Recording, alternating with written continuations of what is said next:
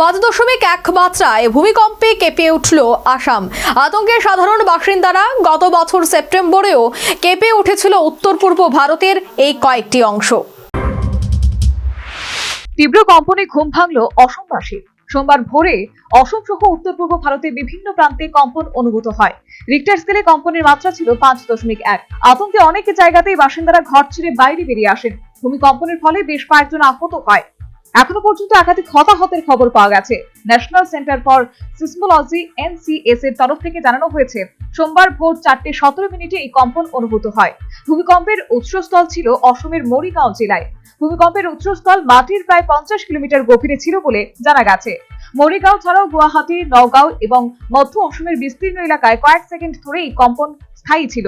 বিশেষজ্ঞদের মতে এই কম্পনের কেন্দ্রস্থল ছিল অত্যন্ত সংবেদনশীল কপিলি ফল্ট লাইন এলাকায়। এর আগে এই অঞ্চলটিতে অনেক বড় ভূমিকম্প হয়েছে। উল্লেখ্য, উত্তর পূর্ব ভারতে এবং অসম দেশের সবচেয়ে ঝুঁকিপূর্ণ ভূমিকম্প প্রবণ এলাকা। ভূমিকম্পের ফলে এখনো পর্যন্ত কোনো ধরনের বড় ক্ষয়ক্ষতির খবর মেলেনি, তবে জেলা প্রশাসন ও দুর্যোগ মোকাবেলা বাহিনী গোটা পরিস্থিতির উপরে নজর রাখছে। National bureau report, news vanguard.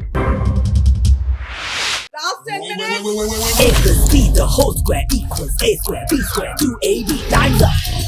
5 more minutes there. I've got so much time and peace of mind. Life's feeling fine. My time to shine. At SIP Abacus, we build math foundation and improve academic performance. SIP Abacus,